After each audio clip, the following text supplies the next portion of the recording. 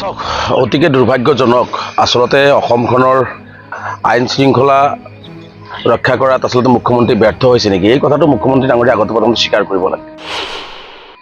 যি সময়ত এখন নিৰ্বাচিত চৰকাৰ আছে, গৃহ বিভাগৰ দায়িত্বত মুখ্যমন্ত্ৰী নিজেই আছে, আৰু যি সময়ত অসম আৰক্ষী আছে, BSF আছে, CRPF আছে, আৰ্মি আছে, ভাৰতৰ গৃহ বিভাগ আছে, তেনে সময়ত এখন ৰাজ্যত মানুহৰ নিৰাপত্তা সুনিশ্চিত কৰিবৰ কাৰণে মানুহৰ হাতে হাতে মৰণাস্ত্ৰ দিয়া কাৰ্যটো কোনো পদ্ধতিতে গ্ৰহণযোগ্য নহয়। আমি ইয়াক উদ্বিগ্নতা প্ৰকাশ কৰিছোঁ যে এখন সুস্থ সমাজত এই এটা অস্থিৰ পৰিৱেশৰ সৃষ্টি কৰাৰ পূৰ্ণ সম্ভাৱনা আছে, যাৰ কাৰণে আমি এক তীব্ৰ বিৰোধিতা তেতিয়াৰ পৰাই কৰি আহিছিলোঁ।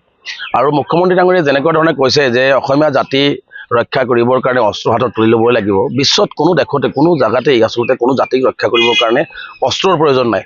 অস্ত্ৰ য'ত য'ত দিছে, অস্ত্ৰ য'ত য'ত মানুহৰ হাতত আছিলে, তাতেই আচলতে মানুহৰ ধ্বংসৰ পথলৈ গৈছে, তাতেই অস্থিৰ পৰিৱেশ সৃষ্টি হৈছে।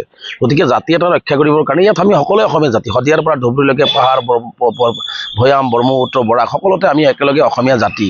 গতিকে ইয়াত একাংশক অস্ত্ৰ দিব, একাংশক ৰক্ষণাবেক্ষণ দিয়াৰ কাৰণে অস্ত্ৰ লাগিব, এইবোৰ কথা বতৰা কৈ আচলতে মই ভাবোঁ যে আমাৰ মাজতে এটা ভুল বুজাবুজি সৃষ্টি কৰাৰ এটা অপচেষ্টা মুখ্যমন্ত্ৰী ডাঙৰীয়াই কৰি আছে।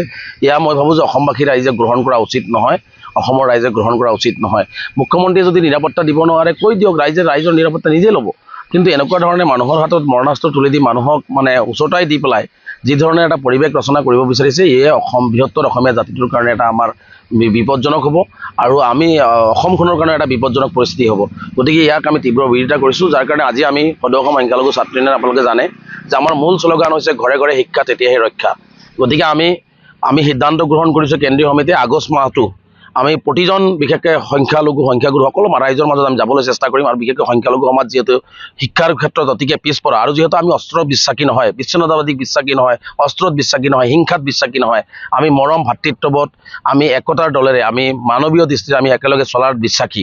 গতিকে তেনে ক্ষেত্ৰত আমি এই আগষ্ট মাহটোত আমি ঘৰে ঘৰে, স্কুলে মাদ্ৰাছাত, আমি সকলো ঠাইত, বজাৰে ঘাটে সকলো ঠাইত আমাৰ আমচুৰ কৰ্মকৰ্তাক আমি নিৰ্দেশনা দিছোঁ, আমি এই মাহটো আমি শিক্ষাৰ জাগৰণ সৃষ্টি কৰিবৰ কাৰণে আমি যাতে প্ৰতিজন মানুহে শিক্ষা পায়, প্ৰতিজন মানুহে যাতে মানুহৰ মাজত যাতে মানৱতা থাকে, প্ৰতিজন মানুহৰ মাজত যাতে ভাতৃত্ববোধ গঢ়ি উঠে, প্ৰতিজন মানুহে যাতে মানুহৰ বাবে কাম কৰাৰ এটা সংকল্প ল'ব পাৰে, তাৰ কাৰণে আমি কাম কৰিবৰ কাৰণে ইতিমধ্যে আমচুৰ কৰ্মকৰ্তাক আমি নিৰ্দেশনা দিছোঁ।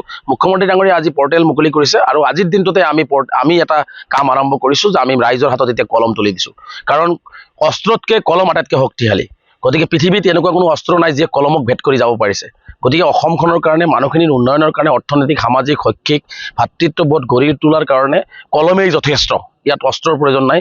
যাৰ কাৰণে আজি আমি এই অঞ্চলত আমাৰ মাদ্ৰাছাৰ ছাত্ৰ, স্থানীয় ৰাইজ, স্কুলৰ ছাত্ৰ ছাত্ৰীসকলৰ মাজত আমি কলম বিতৰণ কৰিছোঁ, আৰু এই কাৰ্য আমি আগষ্ট মাহলৈকে গোটেই অসমতে চলিব।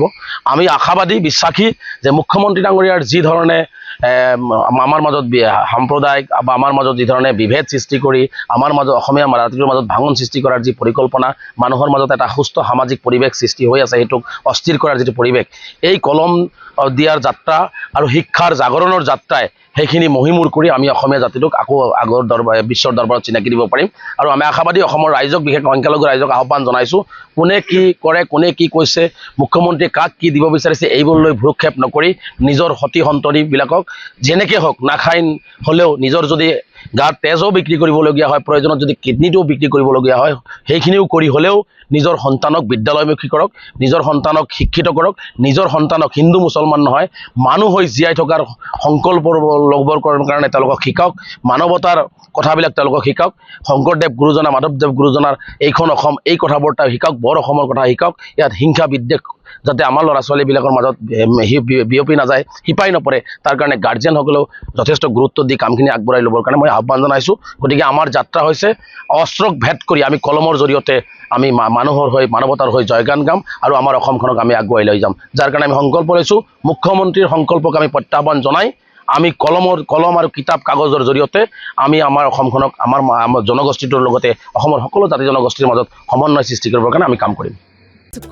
7099017330 লগতে 7099017110 নম্বৰত।